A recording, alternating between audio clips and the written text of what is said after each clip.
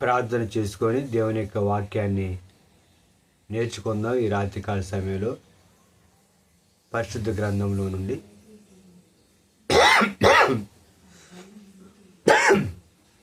ప్రార్థన. పరిశుద్ధుడైనటువంటి తండ్రి, నీ కొందనాలు, కృతజ్ఞతాస్తుతులు. నీ వాక్యంలో నుండి నీ ఆత్మ సహాయంతో మీరు మాతో తేటగా సూటిగా మాట్లాడి విశ్వాస ఆత్మీయ జీవితంలో ఎదుగుటకు మీరు మాకు నేర్పించి సహాయం చేసి కృప చూపించమని యేసుక్రీస్తు నామమున అడుగుచున్నాను తండ్రి, ఆమేన్. ఈ రాత్రి దేవుని యొక్క వాక్యాన్ని చదువుకొని వాక్యంలో నుండి మనం సత్యాన్ని తెలుసుకుందాం, నేర్చుకుందాం. దేవుని యొక్క వాక్యం చదువుకుందాం. ఈ రాత్రి కాల సమయంలో మన యొక్క వాక్యాంశం ఏంటంటే బాప్తిజము. వాక్యానుసారంగా బాప్తిజం గురించి మనం నేర్చుకుందాం. నేను చదువుతాను దేవుని యొక్క వాక్యం, జాగ్రత్తగా వినండి. మత్తయి సువార్త 3వ అధ్యాయము 13వ వచనం. ఆ సమయమున యోహాను చేత బాప్తిజం పొందుటకు యేసు గలిలయ నుండి యోర్దాను దగ్గరనున్న అతని యొద్దకు వచ్చాను. అందుకు యోహాను, నేను నీ చేత బాప్తిజం పొందవలసిన వాడై ఉండగా నీవు నా యొద్దకు వచ్చుతున్నావా అని ఆయనను నివారింపజూశాను. కానీ యేసు, ఇప్పటి కానిమ్ము, నీతి యావత్తు ఇలాగూ నెరవేర్చుట మనకు తగి ఉన్నదని అతనికి ఉత్తరం ఇచ్చాను గనుక అతడు అలాగూ కాడిచ్చాను. యేసు బాప్తిజం పొందిన వెంటనే నీళ్ళలో నుండి ఒడ్డుకు వచ్చాను. చదవమన్నటువంటి లేఖన భాగంలో బాప్తిజం ఇచ్చి యోహాను గారు పరలోక రాజ్యం సమీపించి ఉన్నది, మరి దేవుని యొక్క రాజ్యం కూడా పరలోక రాజ్యం సమీపించి ఉన్నది, మారు మనసు పొందమని యోధా ఆరణములు ప్రకటిస్తూ ఉన్నాడు. అప్పుడు బాప్తిజం ఇచ్చి యోహాను గారు ఎప్పుడైతే యోధా అరణ్యములో రాజైనటువంటి హేరోదు దినములలో బాప్తిజం ఇచ్చి యోహాను ఎప్పుడైతే ఆయన పరలోక రాజ్యం సమీపించి ఉన్నది, మారు మనసు పొందనని చెప్పారో, ఆయన యొక్క మాటలు విన్నటువంటి వారు, శాస్త్రులు, తర్వాత సద్దుకైలు అనేకులు బాప్తిజం పొందబోచుట చూచి ఆనాటి కాలంలో ఉన్నటువంటి పరిసయ్యులు, సద్దుకైలు అనేకులు బాప్తిజం పొందటానికి ఆయన దగ్గరికి వచ్చినప్పుడు ఆయన చూచి ఆయన కొన్ని విషయాలు వారికి చెప్పారు. అయితే యోర్దాను నదిలో యోహాను గారు ఆయన నదిలో ఉన్నారు. ఆయన నదిలో ఉండబడి నదిలో నిలబడి ఉన్నారు. అప్పుడు బాప్తిజం తీసుకోవడానికి మారు మనసు నిమిత్తము యోహాను గారి దగ్గరికి మరి పరిసయ్యులు, సద్దుకైలు, వాళ్ళు ఆనాటి కాలం ఉన్నటువంటి పరిసయ్యులు, సద్దుకైలు యేసుక్రీస్తు ప్రభువారు బాప్తిజం తీసుకోవడానికి ముందు వీళ్ళు వచ్చి యోహాను గారి చేత యోర్దాను నదిలో బాప్తిజం తీసుకున్నారు. అప్పుడు ప్రభు అయినటువంటి యేసుక్రీస్తు వారు కూడా యోహాను గారి దగ్గరికి వచ్చి యోర్దాను నదిలో యోహాను గారి చేత బాప్తిజం తీసుకున్నారు. బాప్తిజము, ఈనాడు బాప్తిజం అనేది ఏమైపోయిందంటే ఒక ఫ్యాషన్ అయిపోయింది. బాప్తిజం తీసుకోవడం అనేది ఒక అలవాటు అయిపోయింది, ఒక ఫ్యాషన్ అయిపోయింది. దానికి కొన్ని బైబిల్లో చెప్పినటువంటి విధానాలు, పద్ధతులు, ప్రమాణాలు ఈనాడు పాటించట్లేదు. బాప్తిజము ఇచ్చేటటువంటి వ్యక్తి నీళ్ళల్లో ఉండాలి, బాప్తిజం తీసుకునేటటువంటి ఆ వ్యక్తి కూడా నీళ్ళల్లో ఉండాలి. ఈనాడు మరి కాలువలలో, ఏట్లలో, నదులలో, చెరువులలో బాప్తిజం ఇస్తూ ఉన్నారు. కొంతమంది బాప్తిజం కొరకు ఒక తొట్టిలాగా తయారు చేసి బాప్తిజం ఇస్తున్నారు. మంచి విషయం అది. అయితే కొంతమంది ఎలాగిస్తున్నారు బాప్తిజం అంటే, మరి డ్రమ్ములలో బాప్తిజం ఇస్తున్నారు. డ్రమ్ములలో బాప్తిజం ఇచ్చినప్పుడు ఆ డ్రమ్ములో మరి బాప్తిజం ఇచ్చేటటువంటి వ్యక్తి, బాప్తిజం తీసుకునే వ్యక్తి డ్రమ్ములో మరి ఇద్దరు ఆ డ్రమ్ములో నిలబడగలుగుతారా? ఆ డ్రమ్ములో పట్టగలుగుతారా? పట్టలేరు. బాప్తిజం తొట్టి అంటే ఒక ఇద్దరు లేదా ముగ్గురు బాప్తిజం తొట్టిలో దిగి బాప్తిజం ఇవ్వడానికి అవకాశం ఉంది. కానీ అలాగూ ఈ దినాల్లో లేనటువంటి పరిస్థితి. మరి బాప్తిజం ఇచ్చేటటువంటి వ్యక్తి నీళ్ళలో ఉండాలి, బాప్తిజం తీసుకునే వ్యక్తి కూడా నీళ్ళలో ఉండాలి. యోహాను గారు నీళ్ళల్లో యోర్దాను నదిలో పరిసయ్యులకు సద్దుకయ్యులకు బాప్తిజం ఇచ్చారు. అప్పుడు యేసుక్రీస్తు ప్రభువారు కూడా బాప్తిజం తీసుకొని ఆయన ఒడ్డుకు వచ్చినట్టు దేవుని యొక్క వాక్యం రాయబడింది. 16వ వచనం, మత్తయి సువార్త 3:16. యేసు బాప్తిజం పొందిన వెంటనే నీళ్ళ నుండి ఒడ్డుకు వచ్చాను. వెంటనే నీళ్లలో నుండి యేసుక్రీస్తు ప్రభువారు ఒడ్డుకు వచ్చారు. అప్పుడు దేవుని వాక్యం ఏమని రాయబడింది? ఇదిగో ఆకాశం తెరవబడిన, దేవుని ఆత్మ పౌరవలి దిగి తన మీదకు వచ్చుడు చూచాను. ఈనాడు బాప్తిజాలు ఎలా ఉన్నాయంటే, కొంతమంది జెండా కింద బాప్తిస్తారు, కొంతమంది చిలకరింపు బాప్తిజం ఇస్తారు. అది వాక్యానుసారం కాదు. నీళ్ల ద్వారా బాప్తిజం ఇచ్చేది వాక్యానుసారం. బాప్టిజో అనేటటువంటి గ్రీకు పదం నుండి బాప్తిజం అనే పదం వచ్చింది. ఇంగ్లీష్లో బాప్టిజం అంటే ముంచుట అనే అర్థం. ఇక్కడ బాప్తిజం ఇచ్చేటప్పుడు కూడా కొన్ని ప్రభువైన యేసుక్రీస్తు వారు నువ్వు సొంత రక్షకుడిగా అంగీకరిస్తున్నావా, మరి ఆయన నీ పాపాల కొరకు యేసుక్రీస్తు ప్రభువారి చెరలో ప్రాణం పెట్టి రక్తం కార్చారని నువ్వు నమ్ముతున్నావా అని కొన్ని వారి దగ్గర నుంచి కొన్ని వారితో చెప్పించి కొన్ని తీర్మానాలు తీసుకొని కొన్ని మరి ప్రమాణం తీసుకొని అప్పుడు వారు పూర్ణంగా ప్రభువుని అంగీకరిస్తే బాప్తిజం ఇవ్వాలి. కొంతమంది చూడండి, బాప్తిజం ఇవ్వడానికి వచ్చినప్పుడు రెడీమేడ్గా వాడిని తీసుకొచ్చేస్తారు, వెంటనే ముంచేసేస్తారు నీళ్ళలో. ఎందుకు తీసుకున్నారు బాప్తిజం అనేది వాళ్ళకి తెలియదు, ఎందుకు ఇచ్చారు అనేది వీళ్ళకి తెలియదు. అలాగా ఈరోజు మరి పరిస్థితి క్రైస్తవ సమాజంలో ఏదో బాప్తిజం అంటే ఒక ఆనవాయితీగా అయిపోయింది. కానీ బాప్తిజం అంటే ఏంటి, బాప్తిజం గురించి దేవుని వాక్యం ఏం చెప్తుంది, బాప్తిజం ఇచ్చే వ్యక్తి ఏ విధంగా బాప్తిజం ఇవ్వాలి, బాప్తిజం తీసుకునే వ్యక్తి ఏ విధంగా బాప్తిజం తీసుకోవాలి అనేది పరిశుద్ధాత్మ దేవుడు లేఖనాల్లో మనకు స్పష్టంగా దేవుని యొక్క వాక్యం రాయించారు. కాలాలు మారినా, పరిస్థితులు మారినా, తరాలు మారినా, మరి జనరేషన్స్ మారుతూ ఉన్నా ప్రమాణమైనటువంటి లేఖనం పరిశుద్ధ గ్రంథంలో ఉన్నటువంటి పరిశుద్ధాత్మ దేవుడు వ్రాయించినటువంటి లేఖనాలు అనేవి ప్రమాణం, అవి ఎప్పటికీ మారు. ఈ భూమి ఉన్నంతకాలం దేవుని యొక్క వాక్యము ఉంటుంది. ఆకాశము భూమి గతించను, నా మాట గతించదని యేసుక్రీస్తు ప్రభు చెప్పినట్టు ఆకాశ భూమి గతించినా దేవుని వాక్యం గతించదు. కనుక క్రీస్తు శకంలో వ్రాయబడినటువంటి దేవుని యొక్క వాక్యం అంటే వ్రాతపూర్వకంగా అది రాయబడినటువంటి లేఖనాలు తర్వాత కాల సమయంలో మరి అచ్చు వేయబడినటువంటి లేఖనాలు ఈరోజు మన దగ్గర ఉన్నాయి. కనుక లేఖన సత్యం, వాక్య ప్రమాణం ఎప్పటికీ మారదండి.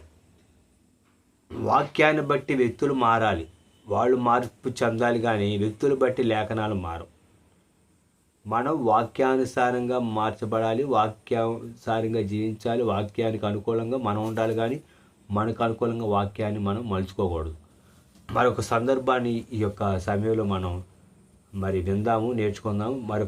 మరొక సందర్భాన్ని పరిశుద్ధ గ్రంథంలో నుండి మనం ఈ సమయంలో గమనిద్దాం. సందర్భాన్ని చూడండి. దేవుని యొక్క వాక్యం అపోస్తలుల కార్యాల గ్రంథము, దేవుని యొక్క వాక్యంలో ఉన్నటువంటి మరొక విషయాన్ని మనం ఈ సందర్భంలో ధ్యానిద్దాం. అపోస్తలుల కార్యాల గ్రంథంలో ఉన్నటువంటి వాక్య భాగాన్ని రాత్రికాల సమయంలో మనం పరిశుద్ధ గ్రంథంలో నుండి మనం ధ్యానిద్దాం. ఇక్కడ అపోస్తలుల కార్యాల గ్రంథం దేవుని యొక్క వాక్యం 8వ అధ్యాయము 38వ వచనం, 37వ వచనం నుంచి నేను చదువుతాను, జాగ్రత్తగా వినండి. 37వ వచనం నుంచి 37వ వచనం దేవుని యొక్క వాక్య భావం నుండి. ఫిలిప్పు, నీవు పూర్ణ హృదయంతో విశ్వసించిన ఎడల పొందవచ్చునని చెప్పాను. అతడు, యేసుక్రీస్తు దేవుని కుమారుడని విశ్వసించుతున్నాను ఉత్తరం ఇచ్చాను. ఫిలిప్పు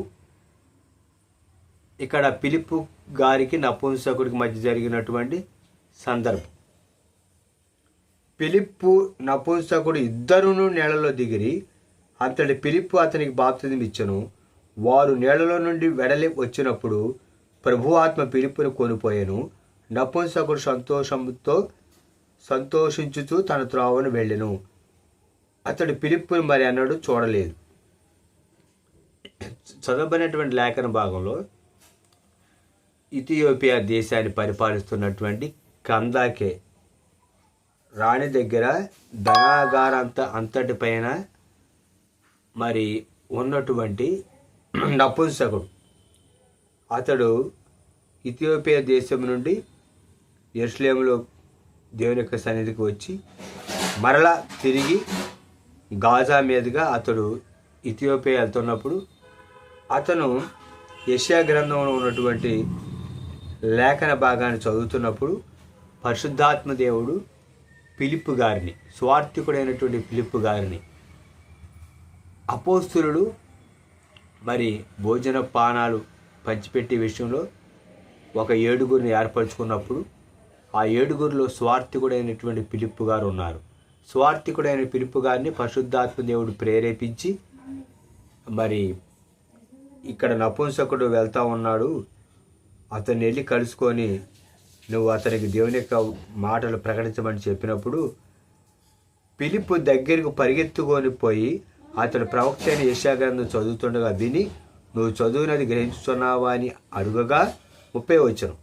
అతడు ఎవడైనా నాకు త్రోవ చూపుకుంటే ఎలా గ్రహింపగలని చెప్పి రథమెక్కి తనతో కూడా కూర్చోమని ఫిలిప్పుని వేడుకొనెను.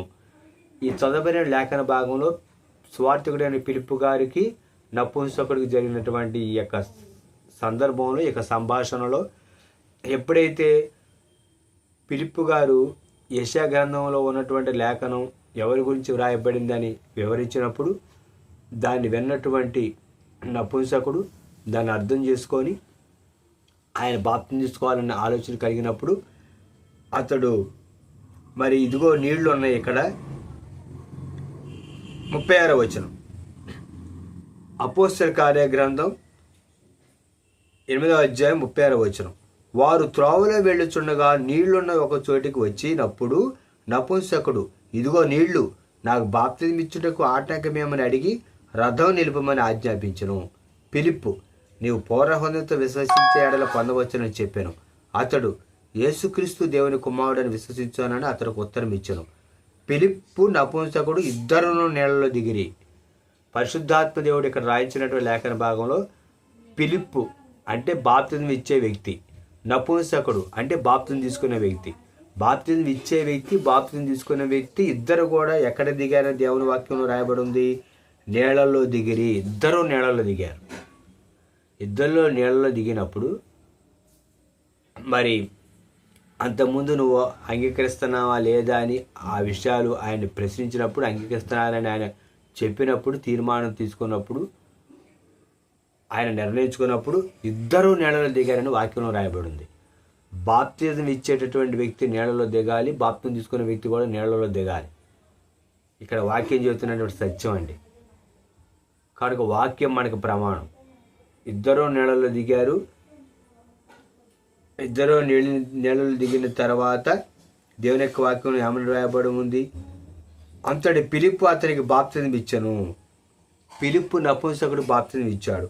వారు నీళ్లలో నుండి వెడలి వచ్చినప్పుడు ఇద్దరు నీళ్లలో దిగారు. ఫిలిప్పు గారు నపుంసకుడికి నీళ్లలో బాప్తిజం ఇచ్చాడు.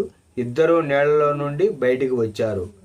దేవుని యొక్క వాక్యం వారు నీళ్లలో నుండి వెడలి వచ్చినప్పుడు ప్రభు ఆత్మ ఫిలిప్పును కొనిపోయాను. నపుంసకుడు సంతోషించుచు తన త్రోవను వెళ్ళెను. ఇక్కడ వాక్యంలో చెప్పబడినటువంటి సత్యం ఏంటంటే బాప్తిజం ఇచ్చే వ్యక్తి స్వార్థికుడైన ఫిలిప్పు గారు, బాప్తిజం తీసుకునే వ్యక్తి నపుంసకుడు ఇద్దరు నీళ్లలో దిగారు. ఫిలిప్పు గారు నపుంసకుడు బాప్తిజం ఇచ్చారు. ఇద్దరు నీళ్లలోంచి బయటకు వచ్చారు. పరిశుద్ధాత్మ దేవుడు ఫిలిప్పు గారిని తీసుకొని వెళ్ళాడు, కొనిపోయాడు ఆయన. ఈ నపుంసకుడు మరి సంతోషించుతూ ఆయన వెళ్ళవలసినటువంటి ఆ గాజా మార్గంలో ఆ త్రోవలో నుంచి ఆయన వెళ్ళిపోయి ఇథియోపియా దేశానికి వచ్చారు. కనుక వాక్యంలో ఎంత స్పష్టంగా రాయబడిందంటే, పరిశుద్ధాత్మ దేవుడు లేఖనంలో ఎంత స్పష్టంగా రాయించారంటే, మరి చాలామందికి అసలు దేవుని యొక్క వాక్యం తెలుసో తెలియదో అర్థం కానటువంటి పరిస్థితి. దైవజనులని చెప్పుకుంటున్నటువంటి వారు కూడా చాలామందికి అసలు బైబిల్లో మరి ఈ సందర్భాన్ని గురించి లేఖనం ఏమి రాయబడింది, వాక్యం ఏం చెప్తా ఉంది, మనం ఏం చేస్తున్నామని కనీస అవగాహన లేనటువంటి పరిస్థితి. మరి వాక్యం చదవరో, మరి వాక్యం అర్థమవుతుందో లేదో, మేము చేస్తుంది కరెక్ట్ అని అనుకుంటారో ఏంటో అసలు ఏమీ అర్థం కానటువంటి మరి పరిస్థితి అండి నేటి దినాల్లో. అసలు విచిత్రమైనటువంటి విధానాలు, విచిత్రమైనటువంటి పోకడలు, విచిత్రమైనటువంటి ప్రవర్తన, అదేంటారు అటువంటి పరిస్థితులు నేటి దినాల్లో ఉన్నాయి. అసలు కనీసం అవగాహన ఉండదు. లేఖనంలో పరిశుద్ధాత్మ దేవుడు ఇంత స్పష్టంగా మరి చరిత్రలో జరిగినటువంటి విషయాలను దేవుని యొక్క వాక్యం స్పష్టంగా రాయించినప్పుడు మరి ఎందుకు ఈ విధంగా ప్రవర్తిస్తున్నారు అనేది వారికే వదిలేస్తాను. ఇక్కడ మనం ఎవరిని విమర్శించడం కాదు, కానీ అసలు వాక్యం ఏం చెప్తుంది, వ్యక్తులను విమర్శించడం కాదు, లేఖనం ఏం చెప్తుంది, ఏ విషయాల గురించి పరిశుద్ధాత్మ దేవుడు లేఖనాల్లో ఏమి రాయించారు, అటు ప్రమాణం ఏంటి అనేది ప్రతి ఒక్క దైవజనుడు, వాక్యానుసారంగా సేవ చేసే దైవజనుడు వాటిని చదవాలి, గ్రహించాలి, అర్థం చేసుకోవాలి, ఇది సరైనది కాదని చెప్పాలి. అదేంటంటారా, మరి ఇద్దరు నెలలో దిగారు, బాప్తిజం ఇచ్చారు, ఇద్దరు నెలల నుండి బయటకు వచ్చారు. మరి ఈరోజు బాప్తిజం ఇవ్వటం అంటే అసలు ఫ్యాషన్ అయిపోయింది. అదేదో మరి అది ఏమిటో అనుకుంటున్నారు ఈ రోజుల్లో అండి, అంత సింపుల్ అని అనుకుంటున్నారు. అఫీషియల్గా మరి వెళ్ళిపోయి వెంటనే గవక నెలలో ముంచేస్తే అయిపోయింది బాప్తిజం అనుకుంటున్నారు. ఇది దైవ కార్యం, అంతరంగంలో పరిశుద్ధాత్మ దేవుడు చేసేటువంటి కార్యం, ఏదో ఆచితూచి చేసేటువంటి కార్యంగా అది ఏదో అనాలోచితంగా వెళ్ళటం, బాప్తిజం ఇచ్చేయడం అయిపోయింది. తీసుకునే వాళ్ళు కూడా కనీసం ఆలోచన ఉండదు, ఇది బాప్తిజం ఇట్లా కాదు కదా నేను తీసుకునేది, ఇదేం బాప్తిజం తీసుకోవడం, ఈ రమ్ముల బాప్తిజం తీసుకోవడం ఏంటి, బాప్తిజం తీసుకునే వాళ్ళు రమ్ములో ఉండటం, బాప్తిజం ఇచ్చేవాళ్ళు ఒడ్డు మీద ఉండటం, ఏదో గబక్కన వాళ్ళని అట్ట ముంచి లేపటం. అసలు ఏమిటో ఈ యొక్క వింత పోకడ క్రైస్తవ సమాజంలో, క్రైస్తవ సేవా విధానంలో విచిత్రాలు జరుగుతూ ఉన్నాయండి. విచిత్రమైన ప్రవర్తన, బళారే విచిత్రం అన్నట్టు ఉంది ఈ పరిస్థితి. భవిష్యత్తులో ఇంకెన్ని చూడవలసి వచ్చిద్దో. అసలు లేఖనం చెబుతున్న ప్రమాణం ఏంటి అనేది కనీస అవగాహన లేదు. కనుక ఎవరినో ఏదో యూట్యూబ్లో వీడియో చేసుకుంటా ఏదో పెట్టుకొని ఏదో చెబుతున్నాడు, ఈయనెవరో సబ్స్క్రైబర్స్ కోసం లేదా వ్యూవర్స్ పెంచుకోవడం కోసం, వ్యూస్ పెరగాలని చేస్తున్నారు లేదా సబ్స్క్రైబర్స్ పెరగాలని చేస్తున్నారు అనుకుంటే పొరపాటు. లేఖనం చెబుతున్నటువంటి సత్యం ఏంటి అనేది గ్రహించవలసినటువంటి అవసరత ప్రతి ఒక్క యేసుక్రీస్తును సొంత రక్షగా అంగీకరించినటువంటి ప్రతి ఒక్క విశ్వాసికి కనీసం అవసరం. అంతేగాని సబ్స్క్రైబర్స్ కోసము లేదా వ్యూస్ కోసము అదేంటంటారు యూట్యూబ్ ఛానల్ పెట్టి ఎవరినో ఉద్దేశించి ఏదో చెప్పడం కాదు. కానీ మనకు పరిశుద్ధాత్మ దేవుడు, మనకి ప్రభు అయిన యేసుక్రీస్తు వారు ఇచ్చినటువంటి ప్రమాణమైనటువంటి పరిశుద్ధ గ్రంథం, ఈ లేఖనం, ఈ వాక్యం అనే దానికి మనం ఎప్పుడు కూడా కట్టుబడి ఉండాలి. ఈ వాక్యానికి ఎప్పుడు తప్పకూడదు. వాక్యాన్ని బట్టి వ్యక్తులను మనం బేరేజ్ వేసుకోవాలి, కానీ వ్యక్తులను బట్టి వాక్యాన్ని బేరేజ్ చేసుకోకూడదు. ఎందుకంటే వాక్యం జీవం కలిగింది, వాక్యము సత్యము, వాక్యము ప్రమాణము. అంతేగాని వాక్యాన్ని బట్టి వ్యక్తులను ఖండించాలి, కానీ వ్యక్తులను బట్టి వాక్యాన్ని మనం త్రోవ పట్టించకూడదు. కనుక ఈ రాత్రి ఈ సత్యాన్ని మీరు గ్రహించి యేసుక్రీస్తు ప్రభువారు యోర్దాను నదిలో యోహాను గారు నీళ్లలో ఉండి పరిసయ్యులకు సద్దుకయ్యులకు బాప్తిజం ఇస్తున్నప్పుడు యేసుక్రీస్తు ప్రభువారు వచ్చి నీళ్లలో బాప్తిజం తీసుకున్నారు. బాప్తిజం యోహాను గారు కూడా నీళ్ళలోనే ఉన్నారు. అదేంటి బ్రదర్ నీళ్ళలో ఉన్నారని యోహాను గారు మరి వాక్యంలో రాయలేదుగా అంటే ఆ యొక్క సందర్భాన్ని చదివినప్పుడు మనకి అవగాహన కలిగిద్ది. ప్రత్యేకించి మరలా దాన్ని కోడ్ చేయవలసిన అవసరం లేదు. అపోస్తుల కార్యాల్లో మనం చదువుకున్న లేఖన భాగంలో పరిశుద్ధాత్మ దేవుడు స్పష్టంగా రాయించాడు. ఫిలిప్పు నపుంసకుడు ఇద్దరు నీళ్ళలో దిగిరి. ఫిలిప్పు గారు నపుంసకుడు బాప్తిజం ఇచ్చారు. అప్పుడు ఫిలిప్పు గారు నపుంసకుడు ఇద్దరు నీళ్ళలోంచి వచ్చారు. ఫిలిప్పు గారిని పరిశుద్ధాత్మ దేవుడు తీసుకొని వెళ్ళారు. నపుంసకుడు ఆయన వచ్చినటువంటి త్రోవలో సంతోషంతో ఇథియోపియా దేశానికి వెళ్ళాడు అని స్పష్టంగా వాక్యంలో రాయబడి ఉంది. కనుక వాక్యాన్ని తెలుసుకోండి, వాక్యం ఏం చెప్తుందో తెలుసుకోండి.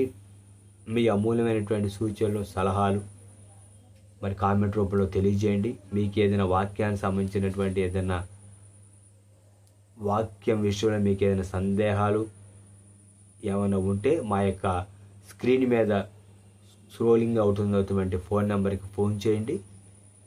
మరి వాక్యం ఏం చెబుతుందనే విషయాన్ని మనం తెలుసుకుందాం, గ్రహిద్దాం. కనుక బాప్తిజము వాక్యానుసారం అనేటటువంటి అంశంలో ఇంతవరకు మనం దేవుని యొక్క మహాకృపను బట్టి యేసుక్రీస్తు ప్రభువారు బాప్తిజం ఇచ్చి యోహాను గారి చేత బాప్తిజం తీసుకున్న సందర్భం, అపోస్తల కార్యాల గ్రంథంలో నపుంసకుడు స్వార్థికుడైన ఫిలిప్పు గారితో తీసుకున్నటువంటి బాప్తిజం యొక్క సందర్భాన్ని గురించి మనం నేర్చుకుందాం. విన్న వాక్యాన్ని మరి పరిశుద్ధాత్ముడు మన అంతరంగంలో బలపరిచి విశ్వాస ఆత్మీయ జీవితంలో ముందుకు నడిపించుటకు ప్రభు తన కృపతో నింపి నడిపించి బలపరచును గాక. మరిన్ని వాక్యానుసారమైనటువంటి వాక్యాన్ని మనం నేర్చుకుందాం. ప్రభువుకు మహిమ కలుగును గాక. మా యొక్క most high fellowship YouTube channel like చేయండి, వాక్యాన్ని షేర్ చేయండి, సబ్స్క్రైబ్ చేసుకోండి. అట్టి కృప ప్రభు మనకు అనుగ్రహించును గాక. ప్రార్థన చేసుకుందాం. పరిశుద్ధమైన తండ్రి, నీ కొందనాలు, కృతజ్ఞతాస్తుతులు. ఈ వాక్యాన్ని మాత్రం భద్రపరచండి. లేఖనం ప్రకారం వ్యక్తులను బేరేజ్ వేసుకోవడం సహాయం చేయండి. వ్యక్తులను బట్టి వాక్యాన్ని బేరేజ్ చేసుకోకుండా కృప తెప్పించమని, ఎన్నటన్నిటికీ నీ వాక్య సత్యం మమ్మల్ని అడ్డుకట్టి సహాయం చేసి కృపని బలపరచమని, అయినటువంటి ప్రభా నీ పిల్లలను సరైనటువంటి వాక్య క్రమంలో ఎదుగుటకు సహాయం చేయమని, మరిన్ని ఆత్మ సంబంధ విషయాలు మీరు మాకు నేర్పించి విశ్వాస ఆత్మీయ జీవితంలో మమ్మల్ని ముందు నడిపించమని, కృప చూపించి సహాయం చేయమని, మా ప్రభువును రక్షకుడు నీతిమంతుడు మరణం గెలిచి తిరిగి లేచినటువంటి యేసుక్రీస్తు వారి పరిశుద్ధ నామములో అడిగి ప్రార్థిస్తూ వేడుకొంచున్నాను తండ్రి, ఆమేన్. మన తండ్రి అయినటువంటి దేవుని యొక్క ప్రేమ, మన ప్రభువును రక్షకుడైన యేసుక్రీస్తు కృప, పరిశుద్ధాత్ముడు వాక్యానుసారం ఉండే వాక్యాన్ని మనకి తెలియజేసి ప్రభు అయిన యేసుక్రీస్తు కొరకు జీవిస్తూ ప్రభు రాకడ సిద్ధపడుటకు ప్రభు తన కృపతో నింపి నడిపించును గాక. ఆమేన్. మన ప్రభువును రక్షకుడు నీతిమంతుడైనటువంటి యేసుక్రీస్తు నామములో ప్రతి ఒక్కరికి వందనాలు. దేవునికి మహిమ కలుగును గాక. ఆమేన్.